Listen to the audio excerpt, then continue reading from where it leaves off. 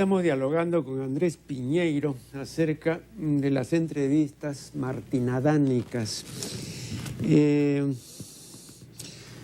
Martín Adán, en La Casa de Cartón, dice que entre las cosas horribles que ha producido el ser humano están las novelas de Víctor Hugo, la instrucción primaria, la democracia y un largo etcétera. Sin embargo, aquí en las entrevistas, ¿no?, Martín Adán aparece como creyente en la democracia, ¿no? Y cuando Chumbiauca le pregunta si cree actualmente si hay democracia en el Perú, él dice que sí, que hay democracia en el Perú. Bueno, esto me parece tan inconcebible como imaginarme a un Borges creyente en la democracia, ¿no? Algo así. O sea, Martín Adán era pues un hombre de derecha, ¿no? Era uno de buena familia, venía menos, etcétera. Pero más lejos de un demócrata. Entonces, que esté hablando... y además, ¿dónde había dicho que él cree en la democracia? También es otra cosa que no está clara ahí. Pero yo por eso me circunscribo a esto que dicen en La Casa de Cartón, ¿no? Que entre las cosas terribles y horribles que ha producido el hombre está la democracia. ¿Cuáles son sus comentarios al respecto? Sí, pero permítame contestar la pregunta anterior con respecto al entusiasmo. Es cierto, hay una diferencia entre decir que la principal sabiduría es el entusiasmo. En la entrevista a Mario Campos del 84, Martín andaba por 75 años. Y lo que dijo en La Casa de Cartón el año 28, ¿no? Él andaba por los menos de 20 años, supuestamente lo escribe en el colegio como un... Pero ahí era lógico, que sí, hablara bien del entusiasmo, claro, ¿no? sí, Y ahí sí. estaba pidiendo que renuncien Claro. al entusiasmo, ¿no? Sí, yo me he preguntado esto en algunas ocasiones. Creo yo encontrar una clave en la etimología de la palabra entusiasmo. Es decir, entusiasmos en griego es el estar inspirado por los dioses, ¿no? Es el furor de las sibilas en el oráculo. Y creo que Martín Adán ahí ha estado en realidad dando una pauta para leer su obra. Él ha visto así durante gran tiempo en su vida, en su poesía, yo diría que hasta el año 50. Hasta el año 50, Martín Adán tiene más bien una visión, si me permite decirlo en esos términos, cristiana, ¿no? Cierta ortodoxia de los dogmas, aceptarlos como son, no cuestionarlos. Y a partir del año 1961, que publica La mano de Sacía y El escrito a ciegas, hay un Martín Adán que se aleja de esta circunstancia. Yo a eso lo he denominado un libro que seguramente algún momento aparecerá, La herética de Martín Adán, ¿no? La herejía poética de Martín Adán, en la que se dan tres momentos básicos, ¿no? El cuestionamiento del dogma cristiano, el alejamiento del dogma cristiano y el enfrentamiento del dogma cristiano. Y yo creo que en estos dos momentos de la poesía de Martín Adán, los literatos o los críticos literarios han señalado 4 etapas en la poesía de Martín Adán, atendiendo a su retórica, a su lenguaje, ¿no? Yo creo que más bien son 2 desde el punto de vista de su visión del mundo. Escrito a ciegas para mí significa ha perdido la visión del mundo que hasta ese momento iluminaba, que es la tradición cristiana, ¿no? Entonces, yo creo que ahí podríamos explicar por qué lo del entusiasmo, la pérdida del entusiasmo, y eso se refleja en su obra, ya deja ese barroquismo, ese hermetismo en su obra, y comienza a dar cuenta de lo más inmediato que le toca vivir, ¿no? ¿Quieres tú saber de mi día? Solo sé de mi paso, de mi tristeza y de mi zapato, ¿no? Lo más cotidiano, y por otro lado, la crítica a la tradición cristiana, ¿no? Es decir, ¿soy la criatura o el creador? Ya la propia pregunta encierra una actitud impropia del devoto, la duda, ¿no? En una parte del Evangelio creo que dicen, en la duda está el pecado, ¿no? Pensar que no puede ser el creador, ¿no? Soy la criatura, el creador, también es ir en contra de la tradición cristiana. Entonces yo entiendo estas manifestaciones distantes y distintas de Martín Adán bajo esa perspectiva, ¿no? Él ha cambiado de parecer, se ha acercado hacia algunos aspectos. Pero perdón, ¿a usted le parece, por ejemplo, que en Escrito a ciegas,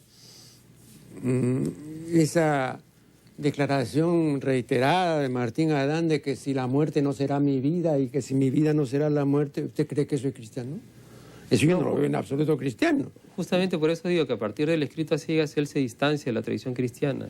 Hay una serie de ejemplos más, ¿no? Por ejemplo, cuando él dice, tras cada coito, ¿no? Mi cuerpo resurrecto.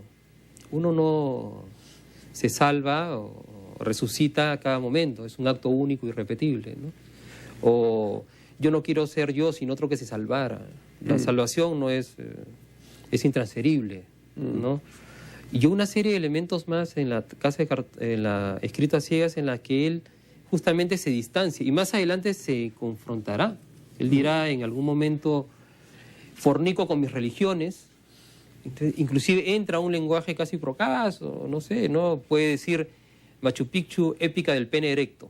¿No? Para un tipo refinado como Martín Adán, preocupado por los arcaísmos, preocupado por la cultura, decir, ¿no? Suelta un pedo la principal del Cusco, o allá vaya la chola culona, ¿no? Terror de tranvías y transeúntes, es un cambio bastante notorio. Y yo creo que eso parte de una distancia, por lo menos, un enfrentamiento de la tradición cristiana, ¿no? Fornico con mis religiones. Entonces yo creo que ahí hay un Adán que hay que analizarlo bajo otros puntos de vista y no los anteriores. No solamente por el hecho de decir que entusiasmo lo pone como algo que hay que eliminar en la casa de cartón y como algo que es la máxima sabiduría y una distancia enorme, ¿no? Claro. Pero creo que él está pasando por esas etapas y luego ve la democracia con esos mismos ojos, ¿no? De una persona aristócrata, ¿no? Casi aristócrata, o de familias principales. Su abuelo fue fundador de la Maternidad de Lima, Rafael Benavides, estudió en el colegio alemán, un colegio exclusivo. No, ¿sabe por qué me llamó la atención esto? Porque, por ejemplo, si usted hallara esa pregunta sobre la democracia, ¿no? en una entrevista a un político, yo diría perfectamente normal, usted cree en la democracia, usted cree que la democracia salvará al Perú. Bueno, es un lugar común, ¿no? Me refiero a eso, ¿no? Entonces, preguntarle eso y que él dé la respuesta como lugar común, porque lo que dice Martín Adán es un lugar común, pues, ¿no? Entonces, no dice nada, pues. Eso es lo que me choca a mí. Entonces dice, no puede ser, pues, Martín Adán, ese es un buen señor, ¿no? ¿No? Claro, que como cualquier otro, no hay que respetar la democracia. Eso es lo que me preocupa. Sí, pero yo he notado que hacia el final de las entrevistas, en las dos últimas, hay como al final de escrito a ciegas, dice, ¿no? Tú no sabes nada, tú no sabes sino preguntar, tú no sabes sino sabiduría, ¿no? Y creo que en las últimas entrevistas se da ese aspecto de Martín Adán desconocido hasta ese momento, ¿no?